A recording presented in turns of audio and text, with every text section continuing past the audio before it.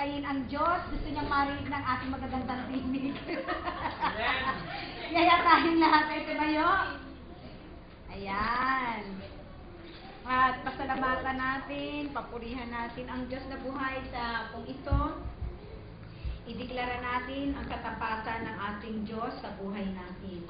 Bigay natin the best na boses natin, tinig natin, sa pangbungad nating awit. Sabi dun sa lyrics ng kanta, because of you, I was born again. Sino ba yung you dito? Si Jesus yan. Dahil sa Kanya, tayo muling isinilang. Dahil sa Kanya, na-ransom tayo by His grace. Yan, naligtas tayo. At dahil sa Kanya, nakita natin, yung puso pala natin na ito, ay natagpuan yung tahanan na kung saan ang refuge ng ating kaluluwa ay ang ating nag-iisang Panginoong Hesus na Panginoon at ating tagapagligtas. Purihin siya.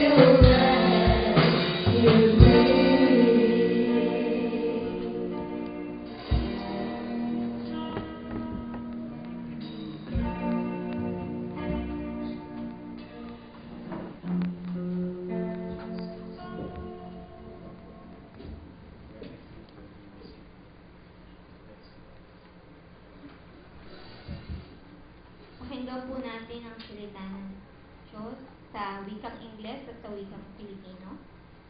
Sa Galatia 6:4. Each one should test his own actions.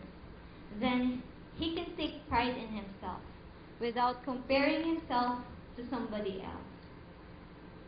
Each one should test his own actions. Then he can take pride in himself without comparing himself to somebody else. Suriin ng bawat isa ang kanyang sarili. Kung mabuti ang kanyang ginagawa, magalak siya, at huwag nang ihambing iyon sa ginawa ng iba. Suriin ng bawat isa ang kanyang sarili. Kung mabuti ang kanyang ginagawa, magalak siya, at huwag nang ihambing iyon sa ginawa ng iba. Sa huling pagkakataon, suriin ng bawat isa ang kanyang sarili. Kung mabuti ang kanyang ginagawa, magalak siya, at huwag nang ihambing iyon sa ginawa ng iba. At tayo pong lahat ay manalangin. Hallelujah.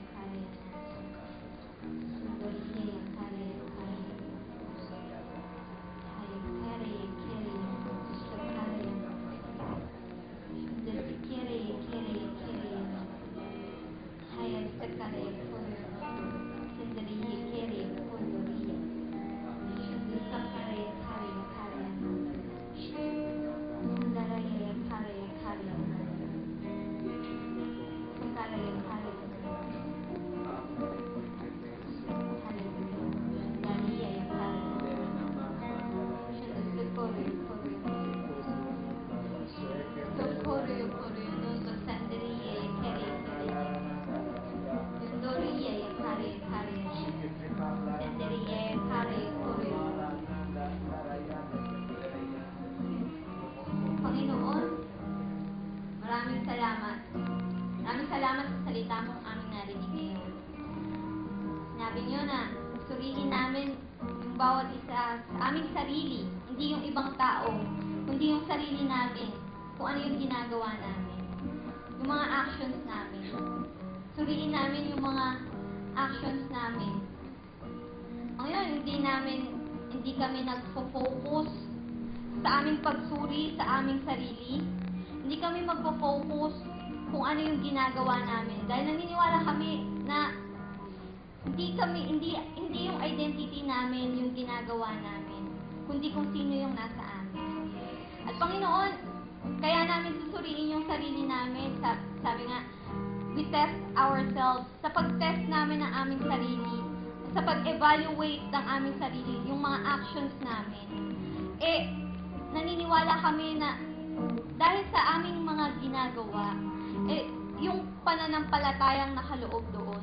At sa pananampalatayang nakapaloob doon, dahil lang sa aming narinig na salita mo. Yung mga ginagawa namin, our way of living is the way of our thinking. Sa aming pagsuri ng aming mga ginagawa, kasabay nun ng pagsuri ng aming kaisipan. Kung ano yung naiisip namin, kung ano yung mindset namin, Panginoon. At yun yung aming susuriin talaga. Kung ano yung mindset namin, na identity namin sa inyo. Kung ano ba yung ginagawa namin. Kung yung ginagawa ba namin, talagang nararapat sa pagiging anak ng Diyos. Kung ano yung ginagawa namin, kung nakaka-apekto ba yun sa ibang tao. Kung yung ginagawa namin, kung bakit namin yung ginagawa sa sarili namin, kung bakit namin ginagawa yung mga bagay na yun. At maraming salamat, Panginoon, dahil sa bawat pag-evaluate ng aming ginagawa, talaga namang mas makikilala namin kung sino, kung ano yung identity namin sa inyo. Mali man yun o masama, naniniwala ako, Panginoon, na mas makikilala namin yung identity namin sa inyo. Kasi kung tama yung ginagawa namin, magko-confirm yun kung sino kami sa inyo, kung sino ang anak ng Diyos. At kung mali naman yung ginagawa namin, malalaman din namin yun eh. Kasi alam namin na iba ang pagiging anak ng Diyos. Hindi compatible o hindi bagay yung maling ginagawa namin. At malalaman namin yun kung susuriin namin yung sarili namin. At maraming salamat sa bawat actions na ginagawa namin. Naniniwala ako, Panginoon, na Ikaw pa rin, Panginoon, yung identity namin, yung source namin. At maraming salamat. Dahil sa aming paggagalak, yung confidence namin hindi dahil sa effort namin. Yung actions, yung good works namin, hindi dahil sa effort namin, kundi dahil kaya kami nakakagawa ng good works, dahil sa faith namin. Kaya kami merong faith, dahil, Panginoon, may narinig kaming salita ni Kristo. At dahil naman kaya kami nakarinig ng salita ni Kristo, dahil merong Kristo na nagbuwis ng buhay para sa amin. Sabi nga sa aming pinanta kanina, because of Him, we are born again. Because of Him, we have a new DNA. A DNA that is holy and blameless. Panginoon. Kaya naman, ang aming mga actions, Panginoon, ay naniniwala kami na merong pagbabago at pagbabago sa aming ginagawa. Dahil si Kristo na nasa amin is living and breathing, Panginoon. At the Holy Spirit is working in us. Naniniwala ako, Panginoon. Hindi kami yung nag-work, kundi ang Holy Spirit yung nag-work sa amin. At sabi niyo sa inyong salita, huwag na namin ihambing ang ginagawa namin sa ibang tao. Dahil, katulad nga, we are individually made, Panginoon. We are uniquely made na iba-iba sa isa't isa. At katulad ng paggawa mo sa amin na uniquely and individually made, ganun ka din mangusap sa amin. Hindi ka general mangusap sa amin, kundi specific, Panginoon, sa aming mga needs, sa aming identity, sa aming mga calling, sa aming mga gifts. Kaya sa aming pagtakbo, Panginoon, pagtakbo sa race na nilatag niyo sa amin, hindi kami titingin sa mga co-runners namin sa left and right or back and front. Kundi, Panginoon, titingin kami kay Heso Kristo. Fix our eyes on Him, Panginoon. At si Heso Kristo na yon, si Heso Kristo na nasa amin na. Kaya namin susuriin yung sarili namin kasi si Heso Kristo, titingin kami sa sarili namin kasi si Heso Kristo nasa amin. At yun yung identity namin. Panginoon, maraming salamat. Patuloy na makilala ng bawat isa sa trust in the Lord kung sino sila sa harapan ng Diyos. At maraming salamat, masusuri nila ang kanilang mga ginagawa na talaga namang kaagapay ng kaisipan ni Kristo dahil sila ay may kaisipan ni Kristo. At maraming salamat sa aming pakikinig. Maraming salamat sa patuloy na pangungusap mo sa amin, Holy Spirit, sa mga revelation mo, Panginoon. Maraming salamat sa yung mga understanding at sa aming mga kagalakan dahil sa pagtanggap ng salita mo ngayong araw na ito. Naniniwala ko, Panginoon, na talaga namang may kagalakan palagi kapag may nire-reveal ka sa amin. At maraming salamat po, Panginoon. Maraming salamat kay Pastor na magsasalita, magbibigay ng message, Panginoon. Maraming salamat dahil ang salita mo, ang kanyang sasabihin, Panginoon. Maraming salamat na patuloy, Panginoon, yung identity niya rin tumatatag kasabay ng pag-share niya ng bagong kaisipan ni Kristo, new mindset sa bawat isa. Maraming salamat dahil alam ko, Panginoon, siya rin nagbe-benefit sa bawat pag-prepare niya ng message, Panginoon, ngayong Sunday na ito. Maraming salamat dahil, Panginoon, hindi lang nagsimula ngayong Sunday yung pag-prepare ni Pastor ng message. Naniwala ko, Panginoon, na kinakausap mo na siya simula pa lang ng last week, Panginoon. At maraming salamat dahil sa pag-prepare niya na yun. Maraming salamat dahil kaisipan niya rin ay nababago. At maraming salamat dahil sa patuloy na pag-mature ni Pastor. Maraming salamat dahil nababahaginan din kami nito. Maraming salamat po, maging sa kanyang pamilya, patuloy, Panginoon. Tulad ni Heso Kristo na nasa amin, naniniwala kami, Panginoon, we are reigning here in life, Panginoon. Maraming salamat po. At sa bawat isa na nandito ngayon, patuloy, Panginoon, na kilalanin nila yung sarili nila. na hindi nila ikukumpara yung sarili nila sa bawat katabi nila, kundi kilalanin nila yung sarili nila. Maraming salamat dahil walang insecurity, walang pagkainggit, walang pagkababa ng loob o kaya ng pagkamataas ng loob dahil kikilalanin nila yung sarili nila at hindi nila ikukumpara ang bawat isa, ang sarili nila sa bawat isa. Maraming salamat po sa araw nito, sa pangalan ni Jesus. Amen.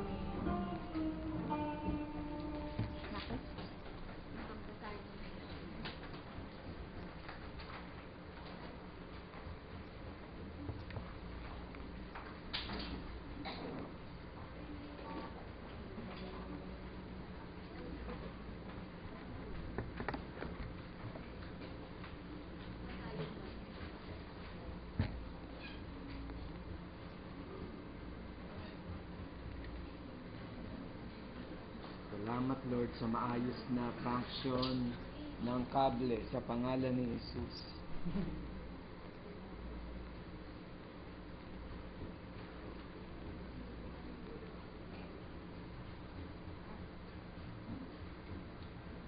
Salamat Panginoon.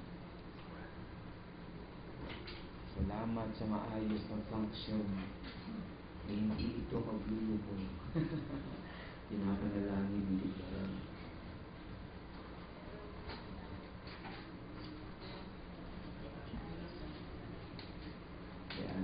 Sa mga ilaw natin.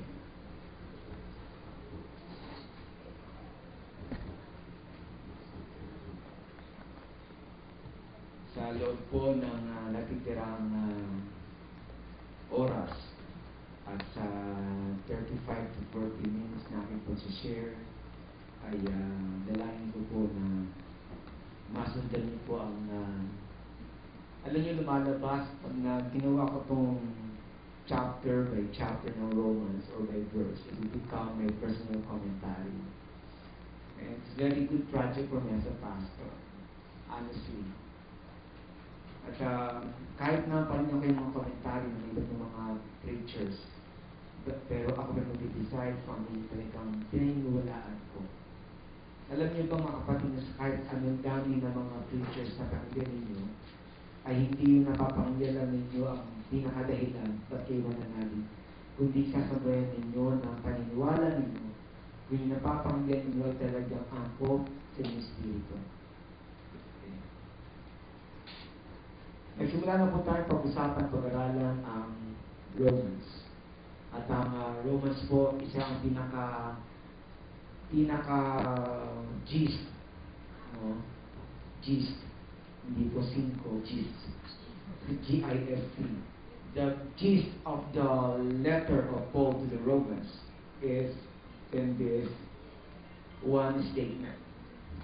Ang mabuting balita ay kapangyarihan ng Diyos para sa kaligtasan ng tao sa magitan ng pananalig lang kay Kristo. At ito ay dahil lamang sa habag ng Diyos. I almost capsulized the whole body letter of Paul to the Romans. At isang malaking bagay na isipin natin na pag binasa mo buong katawan ng lihan ni Pablo, ay ito ang dito umiikot ang kanyang mensahe. Pero mga kapatid, maganda na tingnan natin ang outline para sa mga nag-aaral ng lihan ni Pablo. Actually, ang lihan ay binubuo lamang ng panimula, ng katawan ng liham, at ng pangwakas. Yan po ang tatlong bahagi ng lihan. At sa lihan ni Pablo sa mga taga-Roma, ay malaki ang bahagi ng katawan, of course, kumpara sa panimula at pangwakas. Ang panimula po natin ay matatagpuan sa Kapitel 1, talatang 1 hanggang 15. At ang katawan ng liham ay kasunod ng 15 ng chapter 1 hanggang sa chapter 15 verse 13. Pagdating po sa pangwakas ay simula ito sa Kapitulo 15 din, simula sa talatang 14 hanggang sa katapusan ng liham, chapter 16 verse 27. So, ganyan po natin hinati ang liham po ni Pablo. At mga kapatid, ito pong katawan ng liham ni Pablo, gusto kong ipaliwanag sa inyo para alam niyo kung paano basahin. Ito pong panimulat pang wakas, pag tinanggal mo, ito ang pinaka-kwento ni Pablo tungkol sa kaligtasan. At hindi mo pwedeng basahin ang kwento ni Pablo nang hindi mo tatapusin ang punot dulo. Sapagkat kung hindi mo tatapusin ng maayos yan, maaaring mahinto ka sa gitna, o sa bandang gitna, o bandang dulo, bandang unahan, at pwede kang magkamali ng paliwanag tungkol sa kaligtasan inilibig ng Diyos kay Pablo. Okay? So, ganyan po yan. At ang panimula, ang katawan ng liham po ay nakapaloob dito ang mabuting balita. Okay? Sa panimula po, ang dahilan ng pagbisita, hindi ko pa nabago ito. Ang dahilan ng pagbisita ni Pablo ay pinakita sa chapter 1, 1-15. Pero hindi yung dahilan ng kanyang pagsulat, yung kanyang dahilan ng pagbisita. Gusto niya mag-impart ng gifts. By the way, mga kapatid, ang gifts ay ini-impart. It's a good news. Yung wala kang kaloob sa preaching, it becomes your gift kapag ito ay talagang na-impart sa iyo. Dahilan ng pagbisita ni Pablo sa chapter 1, verse 1-15. At ito man po ay, pardon niya, dahilan ng kanyang pagliham. Dapat ang pagliham yan. Dahilan ng kanyang pagliham. Ang dahilan ng pagliham ni Pablo ay gusto niyang makahingi ng tulong sa mga tao o Kristiyano sa Roma. Yun ang kanyang pinakadahilan. Kaya gusto niyang bumisita sapagkat ang gusto ni Pablo ay makahingi ng tulong pinansyal sa kanyang mga kapatiran doon sa Roma. He was a very good fundraiser itong si Pablo. Kaya, pag nakita niyo po yan, nagkwento si Pablo, napakahaba ng kanyang liham. Pero pinaka-objective niya ay makahingi. Bakit?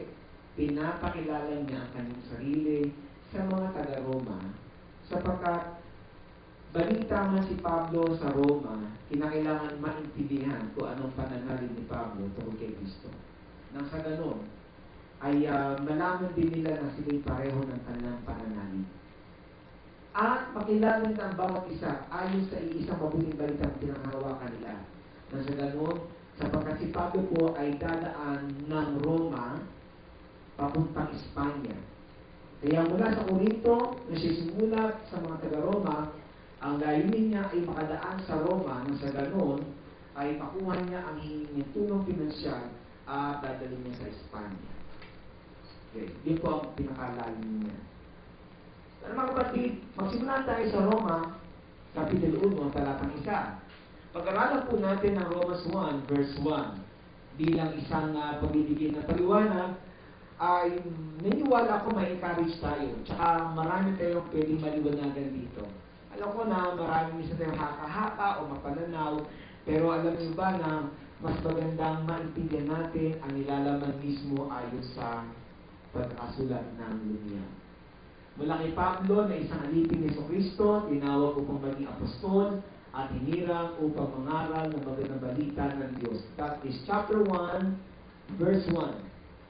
Basahin po natin, isa pa. Ready? Let's read. Mula kay Pablo na isang alipin ni Jesucristo, tinawag upang maging apostol at hinirang upang mangaral ng magandang balita ng Diyos. Magsimula po tayo doon sa mula kay Pablo. Sino po ba si Pablo? Si Pablo po ay dating Saul na nangyari po na ma-encounter niya, makatagpo niya ang Panginoon. Siya po ay napalitan ng pangalan at tinawag Pablo sa chapter 16 ng Acts. Chapter 9. Doon nagbago kanyang pangalan since na chapter 9 ng Acts nabago. Pero sino ba si Pablo sa totoo lang? Si Pablo po na dating Saulo, siya po ay isang pumapatay o kasabot siya sa mga Kristiyano, sa mga taong pumapatay sa mga Kristiyano natapos ni Kristo. Ito po sa larawan natin ito, may kita po ni si Pablo, nakaupo dyan, nakatayo actually, maraming na magandang drawing na. At yung po nakahiga ay si Stephen, actually nakalipa siya, nakatingin sa langit, at nagbabato siya ang mamatay. Stoned to death ang death penalty sa kanila, sa mga Hudyo.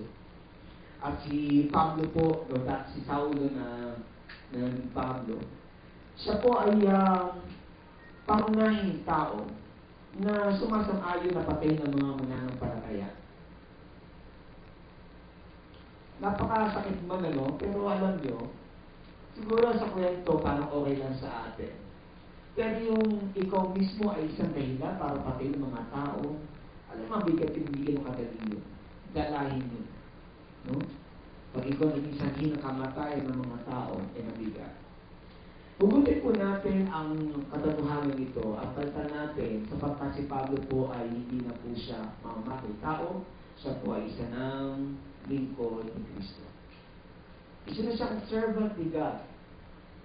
Siya ay isang misyonero ng Panginoon na lumilibot sa lahat ng lugar sa Asia dahil itong utos ng Diyos sa kanya. Si Pablo ay walang pakialam sa kanyang nakalipas. Kahit siya ay naparatangan na siya ay hindi totoo, nagduda ang mga bagong Kristiyano sa kanya, kung totoo na siya nagbago na. Alam nyo, kapag tayo nagbabago, o kaya nagbago na kayo, alam nyo ba na hindi ninyo maaalis sa mga paligid ninyo na kayo ay pagdudahan? Si Pablo ay tinatakutan siya. Diba, tandaan si Ananias, sabi ni Lord sa kanya, Ananias, punta si Pablo, Lord, di ba siya pumapata si Saulo? Pinagdudahan, sapagkat alam yung background. Alam nyo, pinakamahirap kumbinsihin yung mga taong kilala tayo. Mga taong sanay na sanay kung ano pagkatao natin. Sila ang mga taong mahirap paniwalain na tayo ay nagbago. Pero pagbabago natin ay hindi sa labas, hindi sa loob muna. Ang tao naniniwala na bago ka lang, kung sa maraming tanong lumilipas, ikaw ay consistent, na ginagawa mo na ang tama at tinalo mo na ang dating mong pakasanayan. Dahil diyan, ay si Pablo ay dumaan sa dinadaanan ng marami.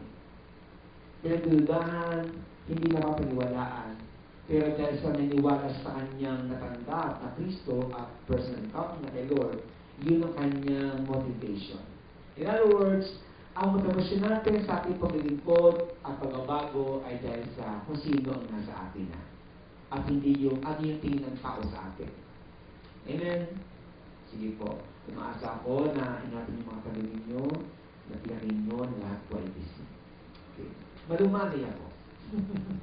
Okay. Hugutin natin ang mga katotohanan dapat tayong tandaan. Tandaan natin na sa pangyayari ito, sa unang linya pa lang, mula kay Pablo, ay marami tayong katotohanan na pwede natin hawakan at dapat tandaan. Una, ang dating pagkatao natin ay pinagtan na ng bagong pagkatao. Kanina, lokagay pa na lang ng kapatid natin na ito yung ating DNA. No? Ito yung ating DNA. Ang ating bagong pagkatao ay lalabas yan. Alam nyo, huwag nyo pilitin na magbago kayo. Nagiging tryhard kayo. Bagamat may mga tao ang bagal magbago. Pero magbabago yan. Mainip ka nga lang. Mairita, magsasawa, iiwanan mo sila. Sapagkat ang tagal magbago. Ang hirap magbago. Nagbabago yung tao ni Kristo. Naiinip ka lang. Ano gagawin mo? Baka after 40 years, nagbago din siya. Imagine? At nagbago siya. Seryoso ko. At narinig ko sa Diyos natin, mag-charge ako inyo sapagkat kayo man, ang tagal ng maraming pati natin tagal magbago. Totoo lang. Ilang taon na sa church, ang ugali ganun pa rin, ang attitude ganun pa rin. Yung biglaan para sabihin kong hindi niyo tinanggap si Kristo, I should stop not judging you. Ang gagawin ko, I should believe the best of every person. Kasi yun ang lang. Yun Kristo na sa akin. Nananalig doon sa tao na tumanggap kay Kristo. Kaya sa totoo lang mga kapatid, mahirap sa laman natin na makasanayan natin, gusto natin instant na pagbabago. Pero ako, 100%, I settle in my heart. Mananalig ako sa lahat ng tao ng mga Kristo, hindi maaaring magbago. At ang pagbabago ay maaring mabilis, maaring matagal. Kaya, ayaw ko mag-disappoint. Pag ako nag-disappoint, nagagalit lang ako. Pag ako nag-disappoint, nagtatampo lang ako. Pag ako nag-disappoint, naghahanap ako. Nagdidemand ako. Pero I have to really think and rethink again and again na tayong mga tao ay may pasya pa rin kung susunod sa Diyos o hindi. Pero I believe ang dating pagkatao natin ay pinagdan na ng bagong pagkatao. Okay? Wala na ang dating nating pagkatao. Teka muna, kayo kayo ipanganak ay meron kayong kahit isang onsa na tinanong kayo ng Diyos at saka ng magulang mo, Jackie, iaanak ka ba ng nanay mo? Hindi ka tinanong ni Lord. O kaya, nakay ni Jackie, anak, gusto mo iaanak kita? Hindi tinanong ni nanay si Jackie.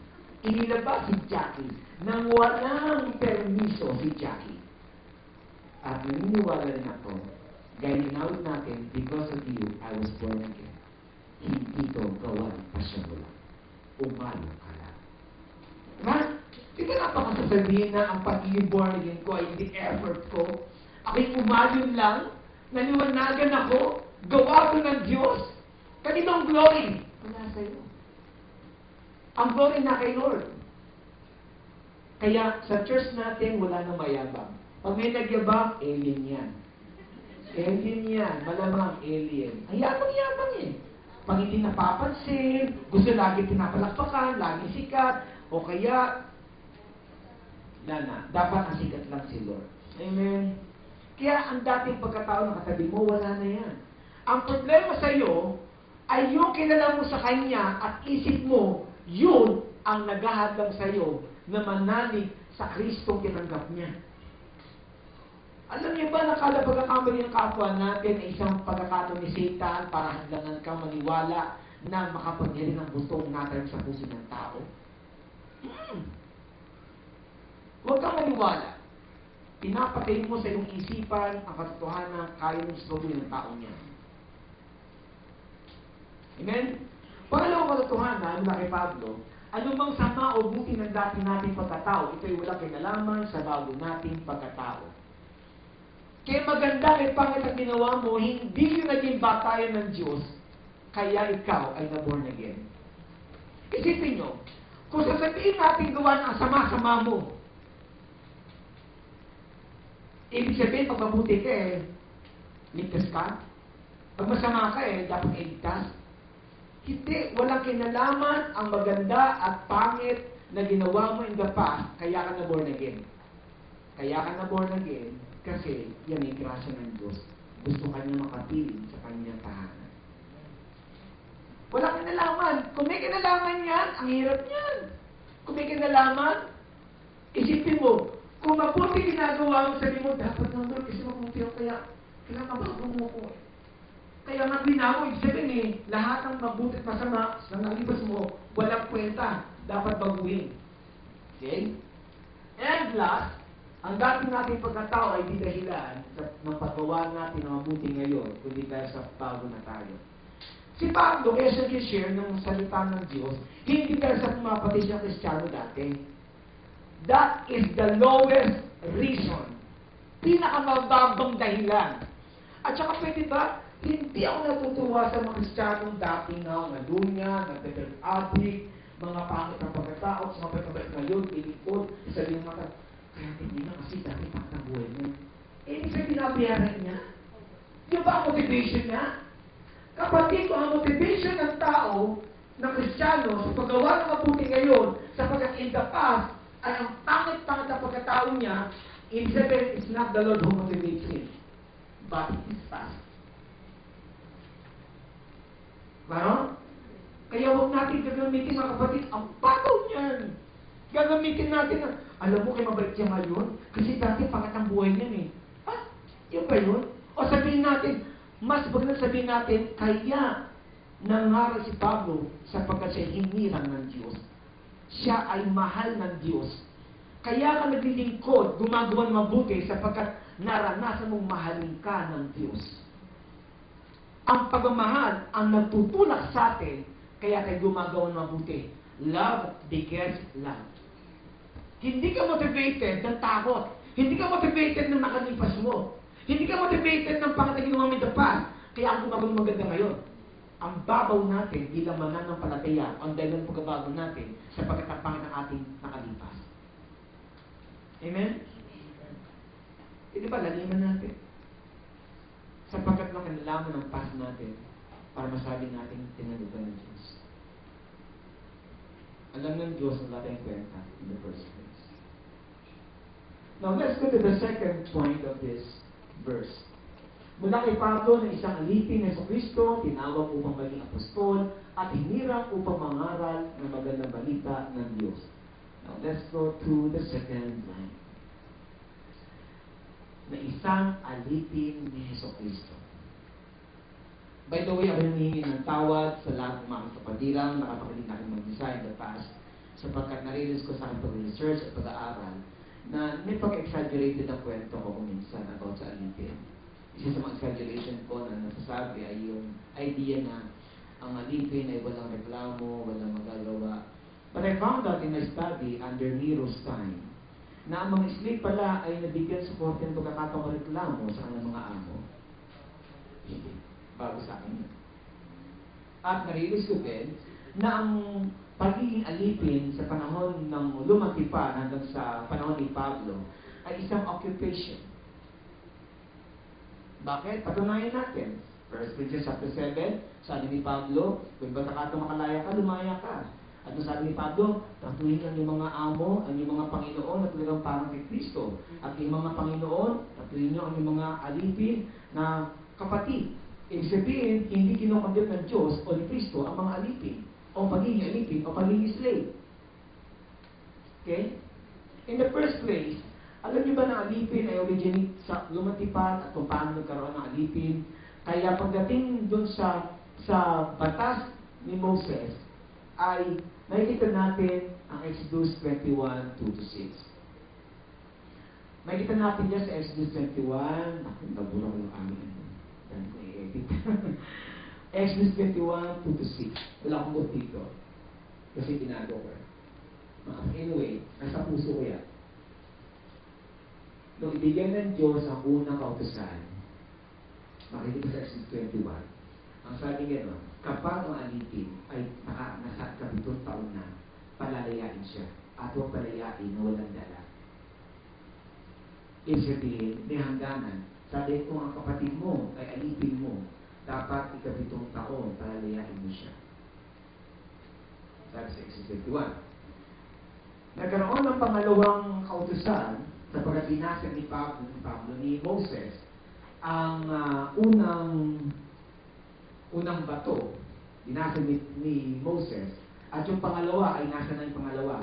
Ang pangalawa ay nasa Kabanatipan. At tandaan natin, ang Kabanatipan ay isang arko yan at nakapaloob doon ang Ten Commandments na pangalawang ginawa ni Yahweh. At doon sa loob, ang nasa ibabaw ng Kabanatipan, nasa ibabaw, ang nasa ibabaw ay mercy seat, 2 angels na ang kanilang mga papakailangan noon. Bakit? Tinatakpan nila alin?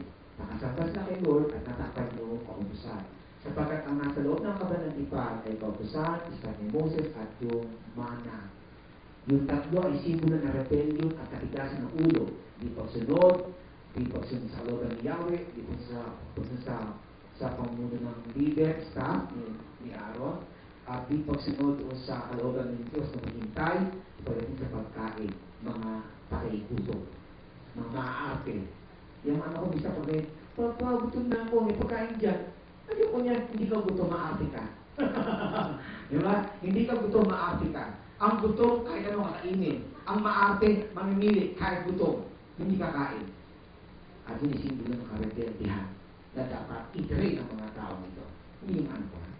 Lahat ng mga tao sa doon, di ba? Di ba? Alam nyo, doon sa Deuteronomy, ganyan yung ginawa dyan, the second law. Kaya second law, second time, ginawa nyo ang kautusan sa bato. Mga kapatid, kapag nasa alipin ay natuwa sa kanyang amo at ayaw niya mag-umaruniwalay, bibigyan ng karapatan ng amo ang kanyang alipin na magpasya. Lalaya ka na bukas, ika-7 taon mo na. Sasabihin ng alipin, ayoko po amo, mahal kita, nagpapasya ko, bukas sa loob ko, nasa sinasama to, ay pag-aaral na forever and ever, amen. Ang gagawin niyo ng amo, kukunin ng ang martilyo at ang pampabutas sa tenga, sa bituan, ay bubutasan ang sa pinaka-earlobe ng tenga ng alipin, bubutasan ng amo. At magkakahitaw na siya. Kaya kayo mga babae pag hinihitaw, sapagkat alipin kayo ninyo. Kayo mga lalaki ng ikaw pilit, bakit ang dahilan? Kayo alipin kayo. Pero itong mga alipin na to, alam nila sino ang amo nila. Ibig sabihin, bukal sa kalooban nila. Hindi to pilit. At si Pablo ay alipin na bukal sa loob niya magpaalipin sa Diyos. Alam mo, pati pag bukas sa loob ng paalipin, ibang klase ng usapan yun eh. Na hindi pilit, nagpasya ka. No? Actually, pili pa rin piliin ni Pablo huwag siyang magpaalipin sa Diyos. Pero pasya niya na yun. Pasya niya na ang siya alipinin ng Diyos, siya alipin ng katwiran. Dahil diyan, nakunan niyo ba sa unang statement ni Paul, tingin niya agad ang alipin sapagkat masyado laganap ang trabaho tungkol sa pagiging alipin ng panahon nila. 7 million ng mga alipin sa text sa Roma. Napakalaki ng dila. Ang ngayon alipin ay mga trabaho sa labas, nagtipanin ng mga gusali. Pero yung alipin sa bahay ay medyo maganda bahay. Alam niyo rin ba ng mga alipin ay hindi po alipin na nakaupa, nagbubuhat? Hindi po, may mga alipin na doktor, lawyers. Sapagkat nag-aaral sila ng mga amo ng panahon ngayon. Yes. Parang panahon natin ngayon, may mga amo na nag-aaral ng mga empleyado, ng mga katulong. Hindi nga lang makatulong ay mag-aaral gusto magpaganda na lang. No? Mas maganda sa beauty. Anyway, hugutin natin katotohanan sa mga bagay na ito. Dapat mahawakan natin sa ikalawang pangungusap o ikalawang phrase. Una, anumang posisyon natin dito sa lupa ay di batayan ng Diyos para mahalin at pagpalain ng tayo. Amen? Kaya alipin ka, kaya helper ka, kaya kriyado ka, o boss ka man o amo, pakatandaan natin, hindi na dahilan bakit ka pinagpapalan ng Diyos. Ha? Hindi yan. Kapag ginawa natin basis ang ating posisyon sa lupa para pagpalain ng Diyos, sasabihin natin kawawa ang mga basurero, kawawa ang mga trabahador, kawawa ang mga kapatid, ang posisyon sa lupa ay posisyon lamang sa lupa. At hindi ang dahilan bakit ka pinagpapala o kinakalimutan ng Diyos. Hindi dahilan. Ha? Kaya pwede ba, huwag natin gamitin ang posisyon. Ang problema sa atin, masyado natin highlight ang posisyon. Uy, ano yan ha? Ginagalang lang natin ang mga taong nasa posisyon. Minamahal natin sila sa kanilang paglilingkod. Pero yung parang santuhin sila, na para bang at their mercy nila tayo, parang ibang usapan na buha tayo. Amen? Kaya kapatid, ang posisyon ay panlupang posisyon na. At ito ay hindi batayan ng Diyos. Pangalawa, mahalaga sa Diyos ang pagtrato natin sa isa't isa at hindi ang mga posisyon natin. Ano ba after si God sa atin? Saan ba siya after? After si Lord, doon sa trato natin. Diba kaya sabi ni Pablo sa mga amo, patuhin nyo, mga kapatid, ang inyong mga alipin at yung mga alipin, ay patuhin nyo ang inyong mga amo na parang si Kristo ang inyong pinaliliguran. Bakit? Kasi ang mahalaga sa Diyos ay hindi posisyon, kundi yung pagtrato mo sa inyong kapwa. Walang kwenta ang mababang pagkatao mo, mataas ang pagkatao mo, kung ang pagtrato mo ay hindi maganda, wala kang kwentang tao. Diba? Hindi na mahalaga ang pagtrato mahalaga sa atin. Paano ba tratuhin ng tao? Kaya sa church natin, ginagawa natin, pilit natin tinatas ng leg ng ating pananaw, ang sino mas ng tao dito ay dapat tanggapin natin kung sino siya ang diyan sa trabaho niya. Nakakatawa lang pag sinabi, uy, ang bigat ng engineer mo ha, doktor yun! No? Posisyon na naman. Uy, boss yun ha, bigatan! Hindi, kaya lang bigat yun kasi yung mga boss, walang panahon makinig. Pinakinggan ka. Kaya yung credit dun eh. Pero actually, posisyon hindi eh. Amen? Patuloy natin ang tao kung sino siya. And lastly, malaya pa rin tayo kung anong malagay sa buhay ang puso natin at huwag sisiin ng Diyos. Ang iba, natatawa ko. Ginagawa nila, sinisisi nila ang Diyos. Lord, bakit ako pinasakahirap? Bakit ako ganito? Parang kasalanan ng Diyos. At paalala lang, may mga Kristiyano na nagpapakaalipin sa kanilang mga tahanan. Hindi man dapat paalipin. Alam nyo, ginawa ko rin dati yan. Nung wala kami makain ng araw at matatikin niya yung babar ko, nag-istagi ng siman, ay talagang ako ay gumawa ng aking lakas. Ako ay magtrabaho, dinagan ko katawan ko para ako ay kumita ng pera. At sa pagkita ng pera, pinakain ko sa aking pamilya, sa aking tatay, sa aking nanay, sa aking kapatid, sa aking sikat. Pero salamat, nakalaya ako. Na-realize ko, hindi pa ako siya noong time na yun. Na-realize ko pa rin, na hindi ko pasanin ang aking pamilya. Dapat turuan ang pamilya kung magtrabaho sila. Kaya kapatid, hindi mo dapat pasanin palagi ang pamilya natin. Maliban na kung ikaw ang nanay, ikaw ang tatay. Pero kung ikaw yung anak, ikaw yung kapatid, medyo dapat magising na tayo. Hindi palaging ikaw ang magtatrabaho na parang kalabaw. Tapos, gagawin mo ay pasasanayin mo ang mga mahal mo sa buhay na siyang maasa. Ang problema sa atin, meron tayong isang parent na talagang pag naukausap namin, talagang drama-drama ang buhay niya. Talagang pasan niya ang buong daigdig. Talagang iiyakan ka at sabi ko yung umiyak. Tapos, naiyak ako. Talagang tanoong buhay naman niya. At aking nasuri ito dahilan. Kasi, ang kanyang pamantayan ay yung sasabihin ng tao, ayaw siya matapakan, ayaw niya mag-ipit siya, ayaw niya na siya ay talagang pagtawanan. Dahil dito, pinilit niya magtrabaho, kumita, magpatay ng bahay, at kumanda ang takbo ng kanyang buhay. Kapatid, kung tatanggalin mo ang bisyo mo sa buhay, at magiging totoo tayo, kung ano meron sa atin na kaya natin, mag-enjoy tayo. Pero kung masyadong ambisyosa ka, o kaya yung mga mahal mo sa buhay ay masyadong ambisyoso at ambisyosa, ikaw ay itutulak nila na magtrabaho pa rin. Sila yung mga konsistito.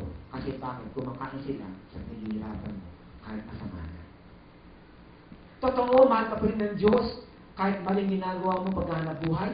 Totoo, mahal ka ng Panginoon kahit na minsan nandaraya ka at konsistito ka sa pamilya mo, ay kung naghihirap para sa kanila. Totoo yun. Mahal ka pa rin ng Diyos. Pero tandaan mo, hindi totoo na mahal ka ng mga lovers. Gusto mong patunayan mahal ka nila, huwag kang magtrabaho sa masamang paraan. Hayap sa mabuto, kundi murahin ka nila. Diyan lalabas kung di mahal ka ba nila. Diba? Diyan lalabas. Yung mga tamad umaasa, mahal ka lang yan kasi pinakikinabangan ka. Kung gusto mong makasulit pagmahal ng mga taong yan, subukan mo huwag kang magbigay. Wala kang bibigay. Wala kang sustento. At kung gusto maghanap buhay, ewan ko lang, baka layasan ka, pagod maghanap buhay. Pero salamat, matututo sila. Kapatid, huwag mo sisihin ng Diyos na nakalagayan natin, sapagkat ang pagiging alipid ay may pagkakataon lumaya, sabi sa 1 Corinthians 7. Lumaya ka kung may pagkakataon ka. Pero ang mahirap ito, pag-i-enjoy mo na. Hindi dahil sa pamilya mo, kundi ikaw na mismo nag-enjoy. Yun ang mahirap ito. Amen? Kaya mga kapatid, paalala po. Walang sermon, ito ay paalala. Uy, at hindi ko siya nagawa ng PowerPoint. Wala na ako, hindi ka na ako. Okay. Let's go to the second of this. Wala. Tama. Mula kay Pablo ng isang alipin na sa Kristo, tinawag upang maging apostol at hinirang upang mangaral ng mabuting balita ng Diyos. Alam niyo ba na si Pablo, tama ba to? Ayan, yung pagiging apostol. Ang pagiging apostol ni Pablo ay hindi parang may hilo sa ulo. Alam niyo yung mga artists ng panahon ngayon, yung mga Renaissance, ay talagang ganda-ganda talagang Kaya tuloy na-imagine natin sa pelikula sa panahon natin yun, ang hilalerong hilo. No, yung mga santong ay hilo. Alam niyo, hihilo sila. Kaya sila nahihilo. At hindi makabasag pinggan. Walang katotohanan po yun. Ang pagiging apostol ay hindi po isang kabanalan na ikaw ay hindi nagkakamali. Kaya ka naging apostol. At yung ginagawa ng mga Romang Katoliko ngayon. Actually, ang pagiging apostol ay kaloob. Sabihin natin kaloob. Gift. Ang gift, walang kinalaman niya sa iyong personality. Ang gift ay gift. Ang regalo. Binigay ng Diyos ang kaloob na to kay Pablo. Okay? Binigay ng Diyos. Tinanggap ni Pablo. Tinanggap. Dahil siya ay alipin, mahal niya si Jesus, kusang loob siya na bigyan ng kanyang buhay na bilang pasalamat niya sa pagmahal ng Diyos sa kanya, kaya binigyan ng Diyos sa kanya ang pagiging apostol. At si Pablo ay tinanggap niya. Apostol. Kaloob yan. Hindi ito kanyang pinaghirapan. Katungkulan ang apostol. Hindi posisyon. Tandaan natin, hindi posisyon itong apostol. Yan po ay function, katungkulan. Di ba? At ang katungkulan, dahil ito ay kasiyahan ni Pablo, dahil sa alam niyang siya ay kay Kristo at mahal niya ang Panginoon, hindi isang bigat ang maglingkod bilang apostol, kundi isang pribileyo. Pribileyo ang maglingkod para sa Pablo. Hindi bigat sa kanya. Kaya pag nabibigatan si Pablo, nakikita niya talaga na ang problema ay yung kanyang nakasanayan. Pero si Pablo ay masaya lumilingkod sa Diyos. Hugutin natin ang mga katotohanan nito. Number 1, permanente ang ating posisyon bilang na kay Kristo at hindi ang ating kaloob. Mga kapatid, pwede mabago ang kaloob natin. Pwede mabago, pwede mawalaya, pwede natin gamitin. Pero permanente ang pagiging anak natin sa Diyos. Permanente. Sabihin natin permanente. Ayan. Permanente. Pag permanente, hindi ito nababago. Kaya, alam mo kapatid, kaya gamitin mo, hindi mo gamitin ang kaloob. Ikaw ay permanenteng anak ng Diyos. Di ba napakaganda? May mga Kristiyano, pag hindi nagamit ang kaloob, ang feeling nila, hindi na sila anak ng Diyos. Kasi hindi na sila kagamit-gamit, kalokohan ang tawag yan. And by the way, nakay dumando. Nag-isip ako mga tumanda, at hindi na ako makasigaw sa pulpito. Ako nasa sa tabi na lang, at sabihin ko, paabot na ng tubig yun. Hindi na pwede mangarap. Mawawala ang kaloob ko sa pagkakatanda na ako, pero ay manatili anak ng Diyos. May mga Kristiyano, nakabatay ang paggamit nila ng kaloob para maramdaman nila anak sila ng Diyos. Kawawa naman sila.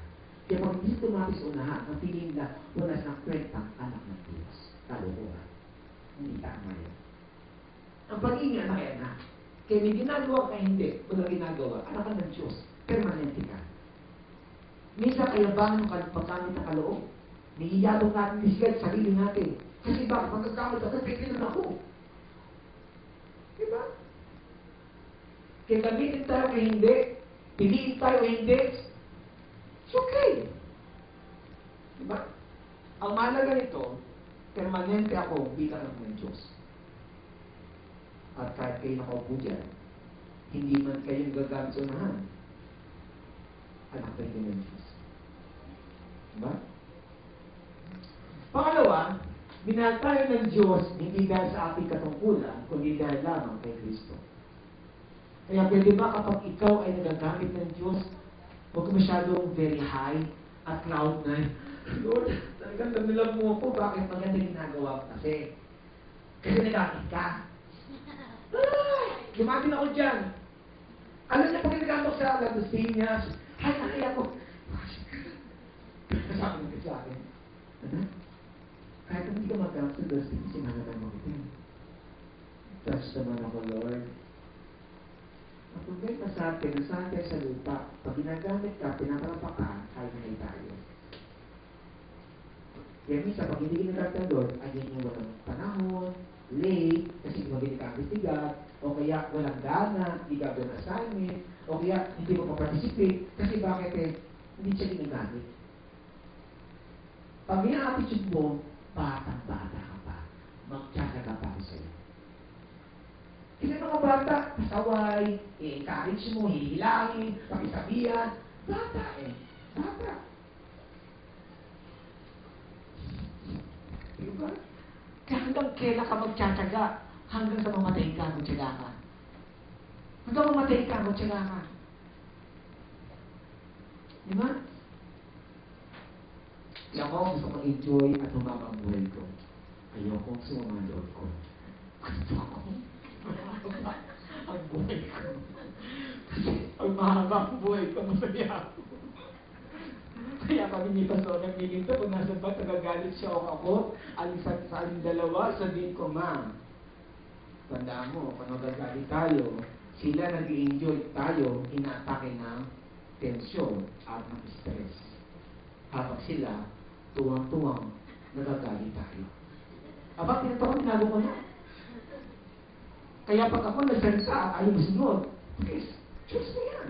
Ide-diretso kung gagawin ko, kahit wala ka. Kasi hindi ikaw nakapatago ng buhay ko. Diba? Kayo maarte dyan, sobrang encourage mo na ayaw pa rin. Iwanan mo! Hindi mo ubusin ang oras sa kanya. Pero hindi siya tinatabi din ng kapatid. Pero nakaka-estorbo ka na. Marami pang umaasa sa akin, hindi na ikaw. Sobra ka na. Diba? Dapat lang. At yung mga babae, may mga babae, huwag kayong hahabol-habol sa mga lalaki. Pabayaan ninyo! Ay, naku! You are not deserving. And they should not be your life. Diba? Wag! Diba? Wag! Sabi please ka, huwag naman itong mga lalaki sa ko. Okay, minahal tayo ng Diyos, hindi sa katungkulan natin. Kaya kung isang araw matanda na ako, matanda na kayo, mahal pa rin tayo ng Diyos at hindi sa katungkulan natin. Kaya ngayon pa lang, nagsimula na akong masecure kay Lord, not because of my position, but because of the love of God. Number 3, kapag mahalaga ang permanenteng relasyon natin kay Kristo, ang katungkulan natin ay isang kasiyahan. Gusto ko ito. Diba? Kapag mahalaga ang permanenteng relasyon mo sa Diyos, yun ang pinaka-number 1 priority mo, ultimate goal in life mo. I tell you, ang katungkulan mo sa church, sa bahay, sa opisina, sa trabaho, sa eskwelahan, ay kasiyahan, hindi kabigatan. Attitude ang tawag dyan. Attitude. Kaya pag-iisipan mo ay nakapokus sa trabaho na napakabigat, na sakripisyo ang ginagawa mo, hindi na sakripisyo ni Lord na nakita mo, ang bigat magtrabaho. Ito ang susi. Kaya hindi pare-pareho mga Kristiyano. Magtataka ka, teka, nagtrabaho ko sa iyo, pero pati naman ka. Ba't ganun? Kasi attitude yun. No? Attitude. Mareklamo. Pero, kapag mahalaga permanente sa iyo, mahalaga permanente yung relasyon sa iyo mo kay Kristo, kapatid, hindi mabigat ang magtrabaho sa Kanya. Ha? Alam ko ang ginagawa natin ito. Ito yung ating pinaka-solusyon natin. Kaya mag-practice, di ba? Mag-practice, wow, practice! Hindi na isang pahirap. Di ba? Isang enjoyment ito. Kasi bakit magdadandanan na ako sa practice? Dandanan na kami rin. Kaya pala nag-i-enjoy kung dandanan siya. Nagpa-practice na, nag-i-enjoy. Anyway, hindi kayo yun. Sila Aileen nyo, sila Coronel, sila Samson, sila Eke yun, sila yun. Hindi kayo mga kabataan, hindi kayo. Tumatatanda ito, masyado kasi mga kwento. So, makakaya mo sa mga...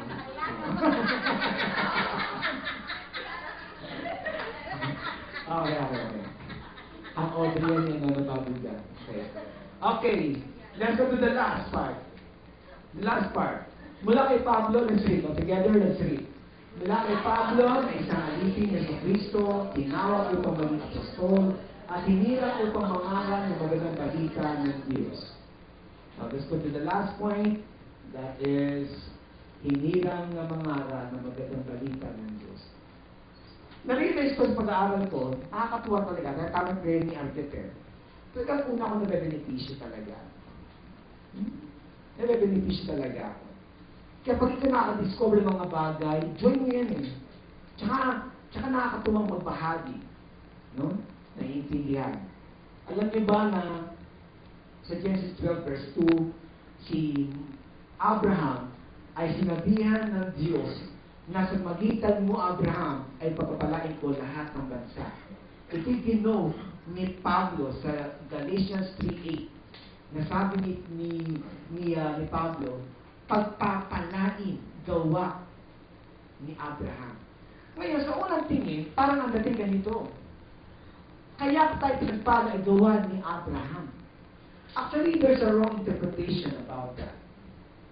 Hindi tayo pinagpapala gawa ni Abraham o yung ginawa ni Abraham. Kaya tayo pinagpapala dahil si Abraham is a pattern. Si Abraham ay isang modelo na ang kanyang ginawa ay nanalig sa Diyos at kaya siya naging matuwid. At ikaw man at ako ay nagiging matuwid kung ang ginawa ni Abraham na manalig sa Diyos ay gagawin din natin, tayo ay matuwid. Kaya yun ang pinakatamang interpretation. Hindi dahil sa, gawa ni Abraham, sabi si Abraham, ang Abraham. Hindi yun ang point, and that's the wrong interpretation. Kasi pag ano idea natin, lumalabas, ako, salamat sa aking ninuno, sa aking mga lola. Hindi! Yung halimbawa nila, kapag ginaya mo, alam mo kung bakit ka nagpapasalamat. Sapagkat na-realize mo, yung ginawa nila na ginagawa mo ang dahilan, ba't ka pinagpala at ba't nagpala ang mga ninuno mo. Hindi ka sa minana mo ito sa ninuno mo. Hindi. Ako ba yung klaro sa atin? Klaro ba yun?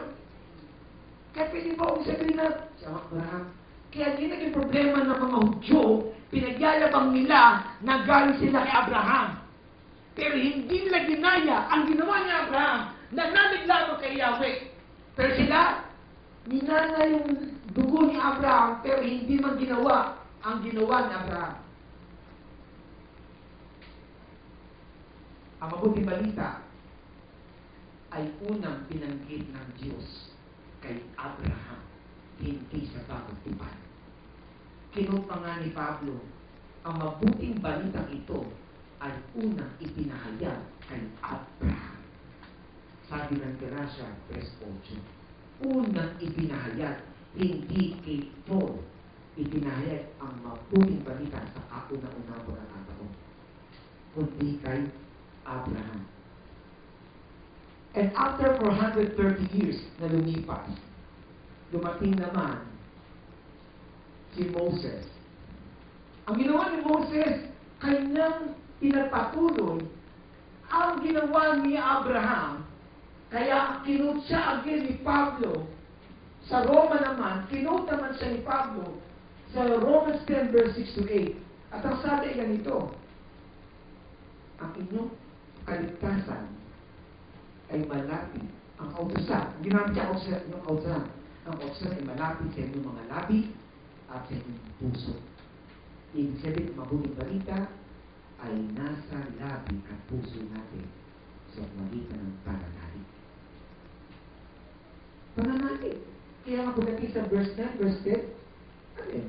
Ikaw inaligtas sapagkat nananalig ka sa puso mo at sinabi ng labi mo.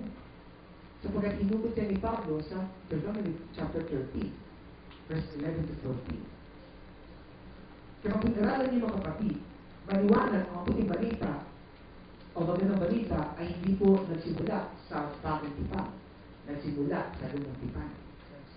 At ang kaligtasan ng Diyos ay hindi nagbabago kailanman. Noon, ngayon, kahit mamatay pa tayo, ang sistema ng Diyos sa kaligtasan ay hindi pa rin nagbabago. Last, ugutin natin katotohanan. Hawakan natin ang truth. Number 1, ang mabuting balita ay tinatanggap sa magitan ng pananalig sa Diyos at hindi pinaghihirapan. Yun ang buting balita. Tinatanggap yan. Hindi pinaghihirapan. Kaya may mga unbelievers, pag sumama sa atin, tika, hindi pa ako handa eh. Kasi kailangan mo na, bago na ako para matanggap ang mabuting balita. Hindi. Pag tinanggap mo ang mabuting balita, yung mabuting balita ang magbabago sa iyo. Hindi mo bago yung sarili mo para matanggap mo ang mabuting balita. Di ba? Kaya pakipaliwanag ito sa mga unbelievers kapag may mga kaibigan, kamag-anakan tayo na mali ang kanilang pagkakaintindi. Pangalawa, ang mabuting balita ay nilalakaran sa magitan ng patuloy na pananalig na ang pagpapala ay galing sa mabuting balita at galing sa iyo. Noong morning, wala yun eh. Tinago ko yung aking statement. Ni-revise ko eh. Mga kapatid, nilalakaran natin sa pagparaan sa magitan ng patuloy na pananalig. The only time na mawala ka lang sa Diyos ay kapag tumingin ka na sa pananalig mo na ikaw ay mahal ng Diyos. Doon ako putol yun. Hindi na effort mo to eh. Pananalig. From first to last, from faith to faith, ang kaligtasan natin. Faith to faith yan. Yung ginagawa natin blessing na nalakaran natin, pananalig natin at nagpalang tayo ng Diyos. Lalakaran na lang natin. Hindi ka naghihirapan. And then, last, ang buting balita ay di mababago at di nagpapago. Hindi kakadiin ako yan. Kasi bakit? Kahit pa dumating ang 22nd century, 23rd century, 24th century, do you think magbabago ang sistema ni God para tayo maligtas? Hindi. Isa pa rin ang paraan ng Diyos para tayo maligtas. Mabuting balita pa rin. At ano mabuting balita? Ang mabuting balita, ating basahin. Ready? Let's read. Mabuting balita ay ang kapangyarihan ng Diyos para sa kaligtasan ng tao sa pamamagitan ng pananalig na kay Kristo, at ito ay dahil lamang sa habag ng Diyos. Ang mabuting balita ay kapangyarihan ng Diyos. Hindi kapangyarihan ng Diyos ang pera. Kaya kawawa ang Kristiyano nakahawak sa pera. Pag walang pera, kawawa sila. Sila ang mga taong ang utak ay utak pera. Pag nawala ng pera, hindi na masaya. Pag wala ng pera, mababa ng pagkatao nila. Hindi na makalabas ang pera nang walang 100 sa bulsa. Hindi makalabas ang pera nang walang 500. Kaya pang-Musliman lamang. Kasi mayabang na eh. Ang mabuting balita ay kapangyarihan ng Diyos. Hindi ang posisyon natin sa lupa ang kapangyarihan ng Diyos. Kaya may mga taong ganyan pag kumastado, kailangan ito, siya ang pag-asa natin. Si Manny Pacquiao ay hindi kapangyarihan ng Diyos para ang Pilipinas ay maligtas.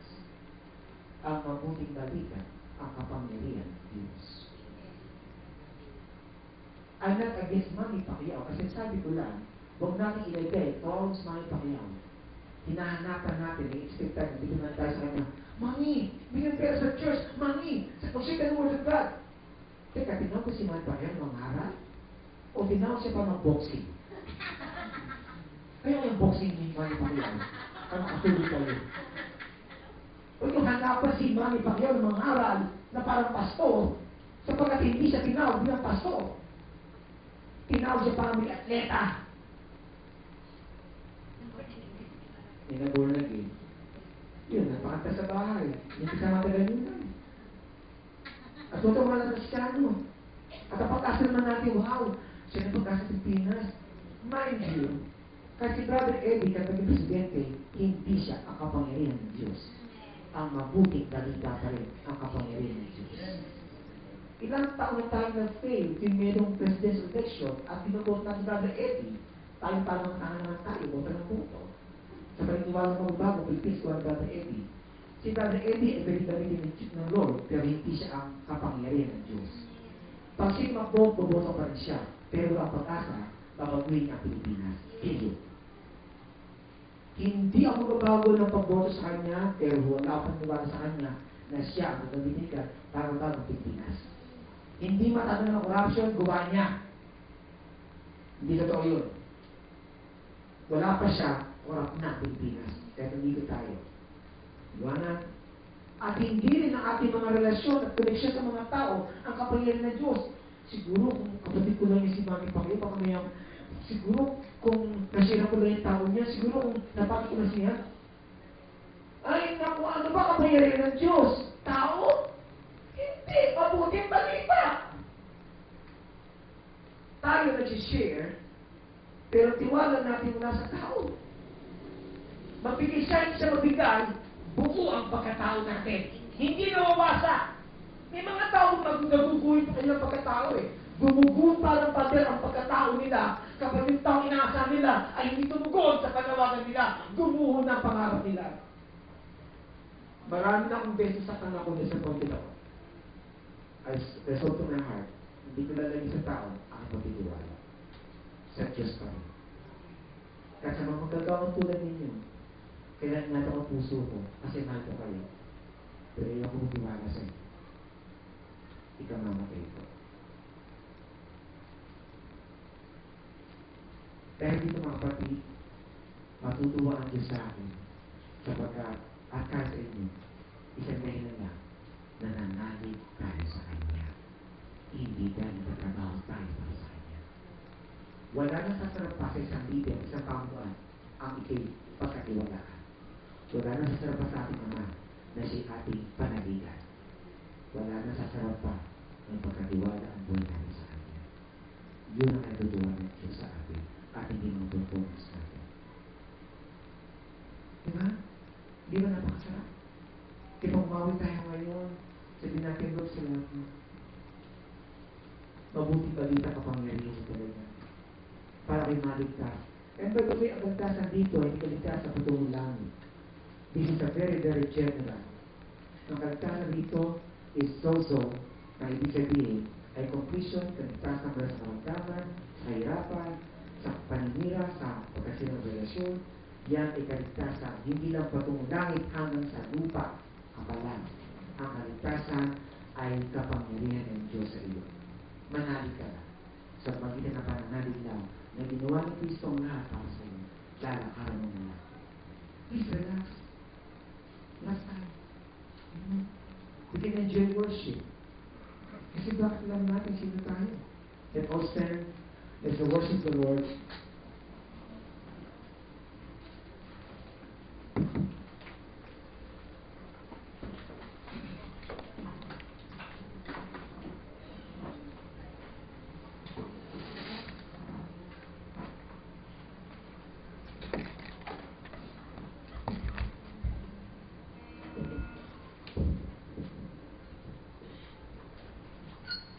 Purihin po ang Panginoon at sa narinig natin na ang mabuting balita, ito ang ating kaligtasan, ang salita ng Panginoon na narinig natin. Kaya ibigay natin yung papurit pasasalamat sa Kanya, sambahin natin yung Panginoong tunay. Salamat sapagkat alam natin kung sino yung Panginoon na sinasamba natin.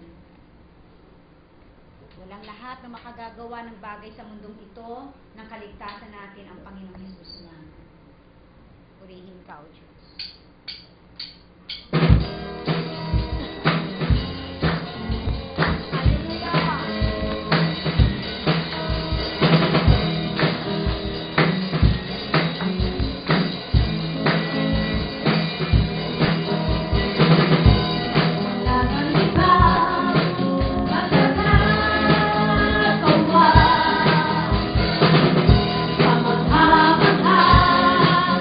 Pangalaman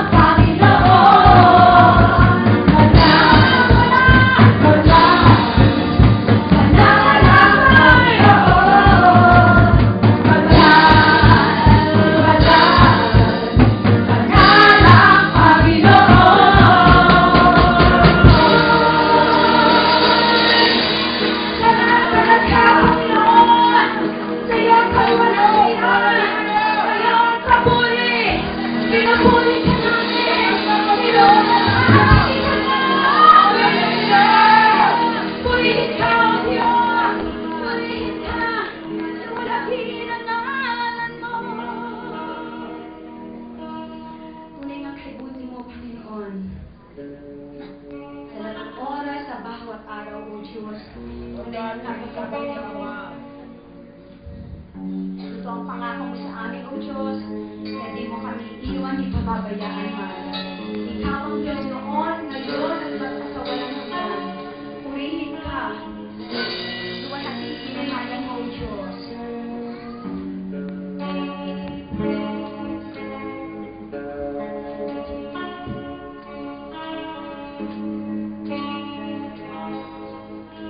Buti-buti mo, Panginoon, sa lahat ng oras, sa bawat araw, ika'y laging tapat kong magmahal. Ang iyong awa ay nagpawalang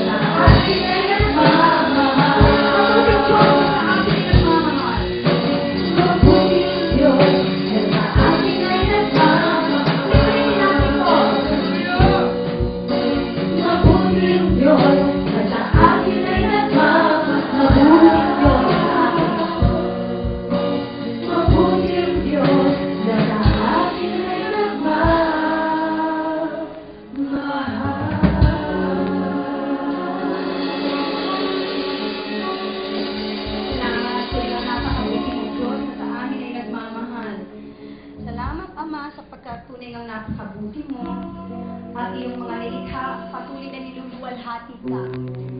Salamat sa mga pangako mo, O Diyos. Mawawala ang langit at ang lupa, pero salita mo mananatiling tapat. Ang mabuting balita ng kaligtasan ay mananatili.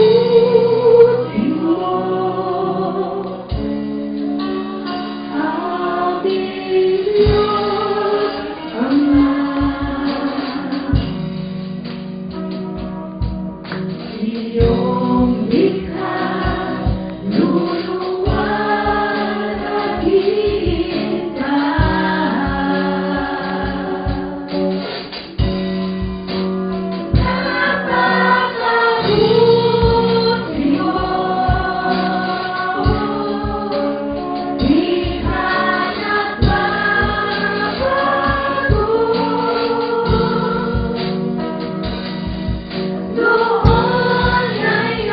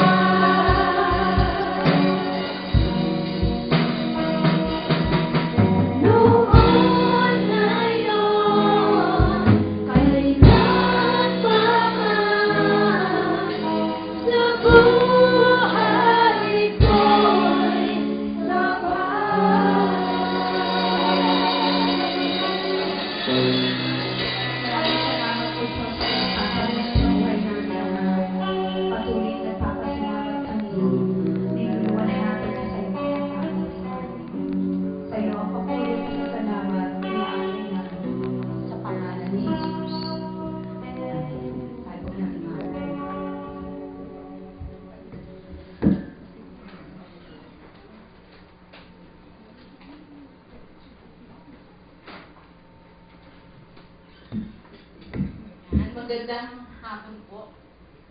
Ayan, sa inyong lahat. Ayan, talaga namang walang kapantay ang pag-ibig ng Diyos. Amen. Amen. Sige po, tayo po ay dadako na sa ating pagkakaloob, sa ating tithe, offering, and pleasure. Buksan po natin ang ating Biblia sa unang Korinto, Kabanata 8. So, babasahin ko po, sundan lamang po na inyong mga mata.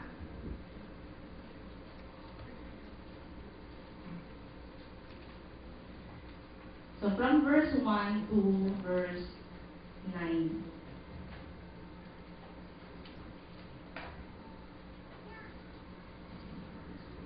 Okay, simulan ko na po. Ibig kong ipabalita sa inyo mga kapatid ang nagawa ng pag-ibig ng Diyos sa mga iglesia sa Macedonia. Dumanas sila ng matinding kahirapan at ito'y isang mahigpit na pagsubok sa kanila.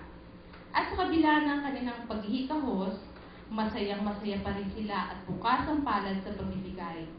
Sa kusang loob na nag-abuloy, hindi lamang ayon sa kanilang kaya, kundi higit pa. Alam ko ito pagkat mahigpit nilang ipinamaghig sa akin na sila'y bigyan ng pagkakataong makatulong sa mga kapatid sa Judea. At higit pa sa inaasahan ko, inalaan nila ang kanilang sarili, una sa Panginoon at pagkatapos sa amin, ayon sa kalooban ng Diyos. Kaya pinakiusapan ko si Tito, yamang siya ang nagsimula nito na kayo tulungan niya hanggang sa malubos ang pagkakawanggawa ninyong ito. Verse 7, kayo'y tanyag sa pananampalataya, sa pagpapahayag, sa kaalaman, sa kasipagan, at sa inyong pag-ibig sa amin. Sikapin din ninyong manguna kayo sa pagkakawanggawa.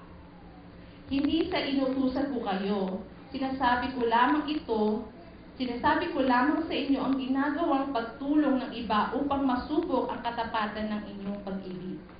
Alam ninyo kung gaano kalaki ang pag-ibig ng ating Panginoong Hesukristo, na bagamat mayaman, ay nagpakadukha upang yumaman kayo sa pamamagitan ng kanyang karuhaan. Okay, ulitin ko po, verse 9. Alam ninyo kung gaano kalaki ang pag-ibig ng ating Panginoong Hesukristo, na bagamat mayaman, ay nagpakadukha upang yumaman kayo sa pamamagitan ng kanyang karuhaan. Yan. Diba? Purihin ng Panginoon sa pagbabasa ng salita niya. So, dito sa verse 1, sabi dito, ibig kong ibalita sa inyo, mga kapatid, ang nagawa ng pag-ibig ng Diyos. Ano po ba ang nagawa ng pag-ibig ng Diyos? Diba? Ang nagawa ng pag-ibig ng Diyos sa mga iglesia sa Macedonia, kahit na dumanas pa sila sa mahigpit na pagsubok, hindi pa rin sila huminto sa pagkakaloob, sa pagbibigay. At alam ko rin sa atin din na nararanasan natin yon, di ba? Yung pag-ibig ng Diyos, yung laki ng pag-ibig ng Diyos. At sa verse 9, alam niyo kung gaano kalaki ang pag-ibig ng ating Panginoon. Okay, alam po ba natin yon na gaano kalaki ang pag-ibig ng Diyos sa atin? Di ba meron nga dun sa talata sa Biblia sa awit, di ba? Sabi, tukatin man ang langit at ang lupa, hindi natin kaya. Gayon ang pag-ibig ng Diyos sa may takot sa Kanya. So, ganun kalaki ang pag-ibig ng Diyos na hindi natin kaya sukatin yung langit hanggang dito sa lupa, di ba? Pero ganun. At dito sa verse 9 na bagamat mayaman si Jesucristo, siya ay nagpakadukha.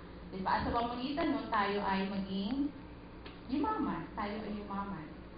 Okay? At alam naman natin na ang binigay ng Panginoon, hindi lang yung kung anong meron siya. Siya mismo, yung sarili niya, He gave Himself.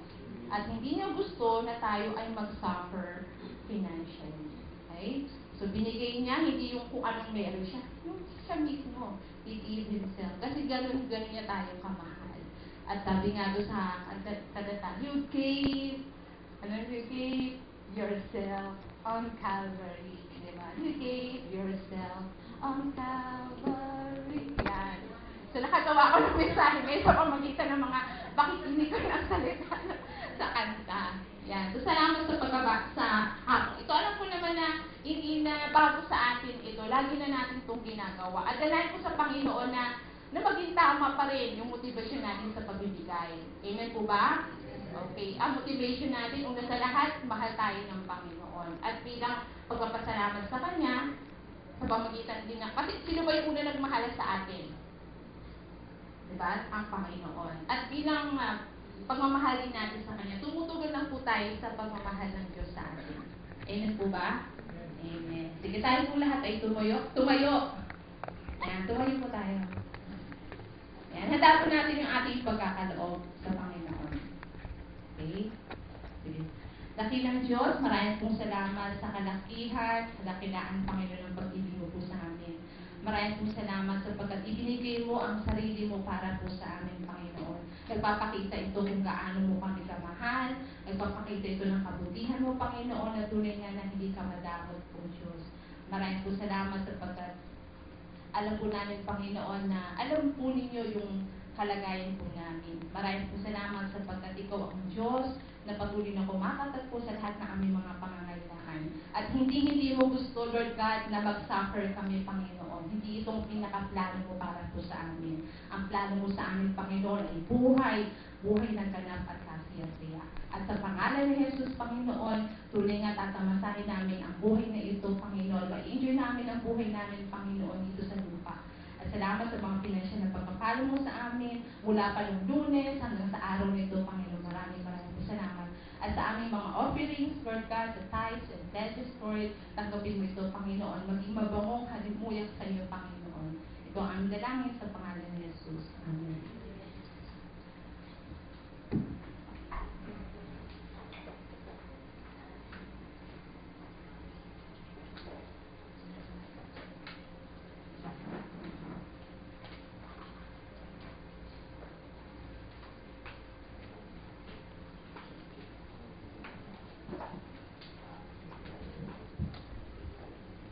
Sige po, malaya ang bawat isa na magbigay.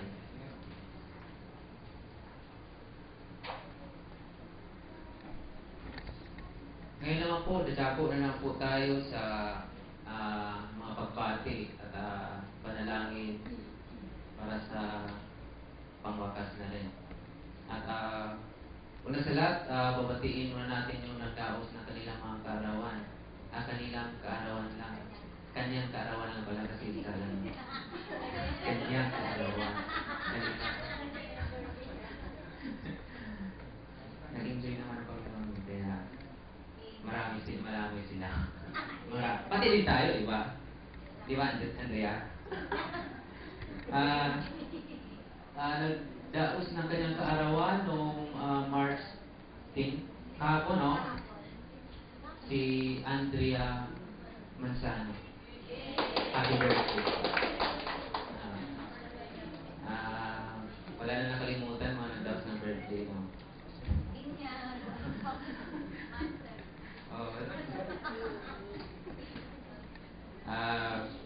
Panalangin din natin yung mga mahal natin sa buhay na nasa probinsya, sa ibang lugar na hindi natin nakakasama. Hindi po tayo hinto sa panalangin kasi alam natin na gumagalaw ang Diyos sa pamagitan ng mga panalangin. Diba? At mga house church din natin, panalangin po natin. Sige po, ayun po tayo at pigin natin ating mga mata. Hallelujah, Lord. Panginoon, maraming salamat sa ginagawa mo sa bawat isa sa amin, Panginoon. Sa oras na ito, Panginoon. Sa araw na ito, Panginoon, hindi nasayang, Panginoon, yung pagpunta namin dito. At isang malaking kagalakan, Panginoon, ang inandun mo sa amin, Panginoon, pinadama mo sa amin sa katotohanan kami ay binago mo na, Panginoon. At masarap isipin na dati namin pagkatao ay pinalitan na ng bagong pagkatao. Na wala kami ginagawa, Panginoon, na hindi kami nagpakasakit, kundi tanging gagawin lang namin ay maniwala at sundin, Panginoon, yung ginagawa ng Panginoon Hesus sa aming buhay. Salamat dahil ang dating buhay namin na may kamatayan ay pinalitan mo ng buhay na walang kamatayan, Panginoon. Salamat o Diyos, napakabuti mo sa buhay namin. Ang ginagawa na yung paglilingkod namin ngayon, Panginoon, ay hindi ito dahil sa masama ang ginagawa namin noong nakaraan o pangit yung naging background namin, kundi naglilingkod kami ngayon. Ito'y bunga, Panginoon, ng pagiging bagong nilalang namin, Panginoon. Salamat sa putihan mo, salamat sa katapatan mo sa aming buhay. Salamat dahil Ikaw ang Diyos, Panginoon, na patuloy na maihayag namin sa buhay namin. Ano mang saan kami bago magpunta, ano man yung mga ginagawa namin, salamat dahil wala kaming ibang gawing batayan, kundi ang mga salita mo, Panginoon, na napakinggan namin. Salamat sa isang Espiritu, hindi ka huli sa buhay namin. Salamat sa mga pagpapaalala mo, sa mga plano namin, mga desire ng puso namin, mga prayer namin, mga panalangin namin. Salamat dahil Ikaw po, Panginoon, ang nagtugon sa lahat. Naglilingkod kami ngayon, Panginoon, na mayroong isang kapanatagan. Dahil kahit na gaano man kasama yung ginawa namin noong nakaraan, yung mga nakalipas namin, hindi mo ito isinusumbat sa amin, Panginoon. Pagkos titingnan mo ngayon kung sino kami, kung ano na ang kalagayan namin ngayon, Panginoon. Kami isang bagong nilalang na gawa kay Kristo. Sa pamagitan yung anak na si Kristo na nasa amin, siya yung tinitingnan mo sa aming buhay ngayon, Panginoon. Salamat dahil naglilingkod kami ngayon, Panginoon, na mayroong kaligayahan, Panginoon, dahil sa mga gagawin namin, wala nang hirap, Panginoon, wala nang hirap na dadanasin pa namin. Dahil lahat ng mga gagawin namin, Panginoon, mga planungin namin, pagkatiwala namin sa iyo, Panginoon. Dahil napagtagumpayan ng Panginoon Hesus sa krus yung mga kahirapan na dadaanan namin. Kami ngayon isang malaya na. Kami isang anak mo, Panginoon. At yung pagiging anak namin, Panginoon, ay hindi ko nakabase doon kung makagawa mo kami ng kasalanan. Salamat dahil ang pagiging anak namin ay hindi magbabago. Patuloy ka namin tinataas, Panginoon, sa araw na ito. At hindi lang sa araw na ito, kundi sa lahat ng araw, sa bawat oras, Panginoon, na lagi kang kasama namin. Nasa amin ka, Panginoong Hesus, yung Espiritu nasa amin. Kaya salamat dahil ang kabanalan kasi katingian mo kung siya makita sa aming buhay. Maraming salamat. At Panginoon, tinadalangin po namin sa buhay ni Andrea na daos na kanyang kaarawan kahapon. Maraming salamat, O Diyos, tunay na napakabuti mo sa buhay niya. At makita niya, Panginoon, yung kabutihan mo na ginawa sa buhay niya. Salamat dahil wala siyang pagpakinggan, Panginoon, kundi ang piling mo at ay mga tao may banal na pagkatakot sa iyo na nakapaligid sa kanya, kanyang pakinggan. Maraming salamat dahil patuloy siyang ilalago, Panginoon, sa kanyang buhay na kasama ka, Panginoon. Maraming salamat, Ama, at dalangin din namin, Panginoon, ang bawat house church namin. Salamat sa mga discipler na nagturo, Panginoon, sa salita. Salamat dahil patuloy kang nagpapatatag sa amin. Salamat dahil ang mga salita mo, Panginoon, ang siyang gawin namin sa data, Panginoon, sa paghayag namin ng salita mo. Hindi namin basihan, Panginoon, kung ano yung kalagayan namin. Dahil ikaw, Panginoon, ang unang nagpadama sa amin ang pag-ibig mo. Kaya kami, Panginoon, maghahayag ng salita mo na mayroong pag-ibig, Panginoon.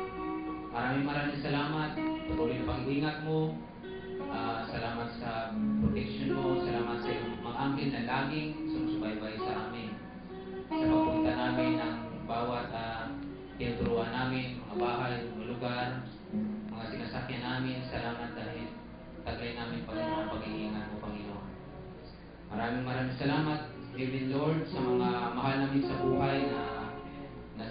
lugar.